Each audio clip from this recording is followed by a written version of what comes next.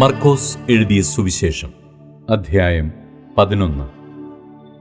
അവർ യെരൂശലേമിനോട് സമീപിച്ച് ഒലിവ് മലയരികെ ബേത്ഫാഗയിലും ബേഥാനിയിലും എത്തിയപ്പോൾ അവൻ ശിഷ്യന്മാരിൽ 2 പേരെ അയച്ച് അവരോട്, നിങ്ങൾക്ക് എതിരെയുള്ള ഗ്രാമത്തിൽ ചെല്ലുവിൻ. അതിൽ കടന്നാൽ ഉടനെ ആരും ഒരിക്കലും കയറിയിട്ടില്ലാത്ത ഒരു കഴുതക്കുട്ടിയെ കെട്ടിയിരിക്കുന്നത് കാണും. അതിനെ അഴിച്ചു കൊണ്ടുവരുവിൻ. ഇത് ചെയ്യുന്നത് എന്ത് എന്ന് ആരെങ്കിലും നിങ്ങളോട് ചോദിച്ചാൽ, കർത്താവിന് ഇതിനെക്കൊണ്ട് ആവശ്യമുണ്ട് എന്ന് പറവിൻ. അവൻ ക്ഷണത്തിൽ അതിനെ ഇങ്ങോട്ടയക്കും എന്ന് പറഞ്ഞു. അവർ പോയി തെരുവിൽ പുറത്തു വാതിൽക്കൽ കഴുതക്കുട്ടിയെ കെട്ടിയിരിക്കുന്നത് കണ്ട് അതിനെ അഴിച്ചു.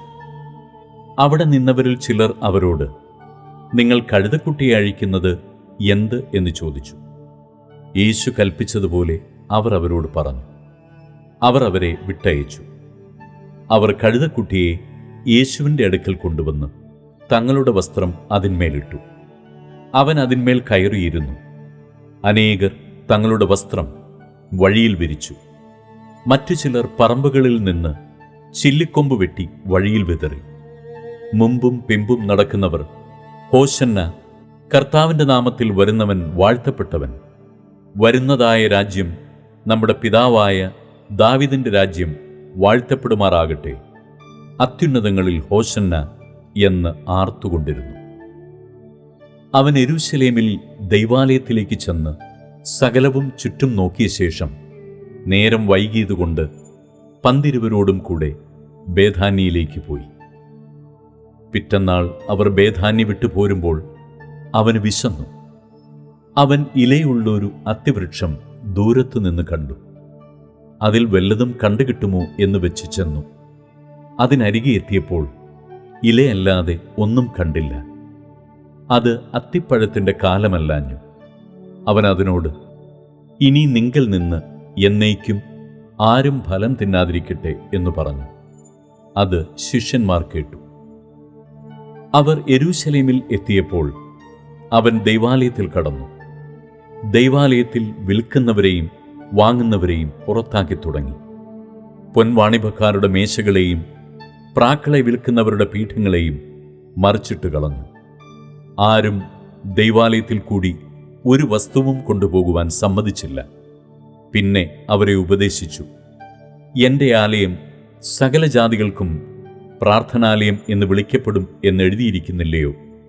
നിങ്ങളോ അതിനെ കള്ളന്മാരുടെ ഗുഹയാക്കി തീർത്തു എന്ന് പറഞ്ഞു. അത് കേട്ടിട്ട് മഹാപുരോഹിതന്മാരും ശാസ്ത്രിമാരും അവനെ നശിപ്പിക്കേണ്ടത് എങ്ങനെയെന്ന് അന്വേഷിച്ചു. പുരുഷാരമെല്ലാം അവൻ്റെ ഉപദേശത്തിൽ അതിശയിക്കിയാൽ അവർ അവനെ ഭയപ്പെട്ടിരുന്നു. സന്ധ്യയാകുമ്പോൾ അവൻ നഗരം വിട്ടുപോകും. രാവിലെ അവർ കടന്നു പോരുമ്പോൾ അത്തിവൃക്ഷം വേരോടെ ഉണങ്ങിപ്പോയത് കണ്ടു. അപ്പോൾ പത്രോസിന് ഓർമ്മ വന്നു. റബ്ബി, നീ ശപിച്ച അത്തി ഉണങ്ങിപ്പോയല്ലോ എന്നവനോട് പറഞ്ഞു. യേശു അവരോട് ഉത്തരം പറഞ്ഞത്, ദൈവത്തിൽ വിശ്വാസമുള്ളവർ ആയിരിപ്പിൻ. ആരെങ്കിലും തൻ്റെ ഹൃദയത്തിൽ സംശയിക്കാതെ താൻ പറയുന്നത് സംഭവിക്കും എന്ന് വിശ്വസിച്ചും കൊണ്ട് ഈ മലയോട്, നീ നീങ്ങി കടലിൽ ചാടിപ്പോക എന്ന് പറഞ്ഞാൽ അവൻ പറഞ്ഞതുപോലെ സംഭവിക്കും എന്ന് ഞാൻ സത്യമായിട്ട് നിങ്ങളോട് പറയുന്നു. അതുകൊണ്ട് നിങ്ങൾ പ്രാർത്ഥിക്കുമ്പോൾ യാചിക്കുന്നതൊക്കെയും ലഭിച്ചു എന്ന് വിശ്വസിപ്പിൻ. എന്നാൽ അത് നിങ്ങൾക്കുണ്ടാകും എന്ന് ഞാൻ നിങ്ങളോട് പറയുന്നു. നിങ്ങൾ പ്രാർത്ഥിപ്പാൻ നിൽക്കുമ്പോൾ സ്വർഗസ്ഥനായ നിങ്ങളുടെ പിതാവ് നിങ്ങളുടെ പിഴകളെയും ക്ഷമിക്കേണ്ടതിന് നിങ്ങൾക്ക് ആരോടെങ്കിലും വല്ലതുമുണ്ടെങ്കിൽ അവനോട് ക്ഷമിപ്പിൻ. നിങ്ങൾ ക്ഷമിക്കാഞ്ഞാലോ സ്വർഗസ്ഥനായ നിങ്ങളുടെ പിതാവ് നിങ്ങളുടെ പിഴകളെയും ക്ഷമിക്കയില്ല. അവർ പിന്നെയും യെരൂശലേമിൽ ചെന്നു. അവൻ ദൈവാലയത്തിൽ ചുറ്റി നടക്കുമ്പോൾ മഹാപുരോഹിതന്മാരും ശാസ്ത്രിമാരും മൂപ്പന്മാരും അവൻ്റെ അടുക്കൽ വന്നു. നീ എന്തധികാരം കൊണ്ട് ഇത് ചെയ്യുന്നുവെന്നും ഇത് ചെയ്യുവാനുള്ള അധികാരം നിനക്ക് തന്നത് ആരെന്നും അവനോട് ചോദിച്ചു.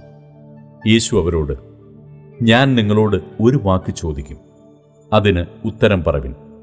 എന്നാൽ ഇന്ന അധികാരം കൊണ്ട് ഇത് ചെയ്യുന്നു എന്ന് ഞാനും നിങ്ങളോട് പറയും. യോഹന്നാന്റെ സ്നാനം സ്വർഗത്തിൽ നിന്നോ മനുഷ്യരിൽ നിന്നോ ഉണ്ടായത്? എന്നോട് ഉത്തരം പറവിൻ എന്ന് പറഞ്ഞു. അവർ തമ്മിൽ ആലോചിച്ചു. സ്വർഗത്തിൽ നിന്ന് എന്ന് പറഞ്ഞാൽ പിന്നെ നിങ്ങൾ അവനെ വിശ്വസിക്കാഞ്ഞത് എന്ത് എന്നവൻ പറയും. മനുഷ്യരിൽ നിന്ന് എന്ന് പറഞ്ഞാലോ? എല്ലാവരും യോഹന്നാനെ സാക്ഷാൽ പ്രവാചകനെന്ന് എണ്ണുക കൊണ്ട് അവർ ജനത്തെ ഭയപ്പെട്ടു. അങ്ങനെ അവർ യേശുവിനോട്, ഞങ്ങൾക്ക് അറിഞ്ഞുകൂടാ എന്ന് ഉത്തരം പറഞ്ഞു. എന്നാൽ ഞാനും ഇത് ഇന്ന അധികാരം കൊണ്ട് ചെയ്യുന്നുവെന്ന് നിങ്ങളോട് പറയുന്നില്ല എന്ന് യേശു അവരോട് പറഞ്ഞു.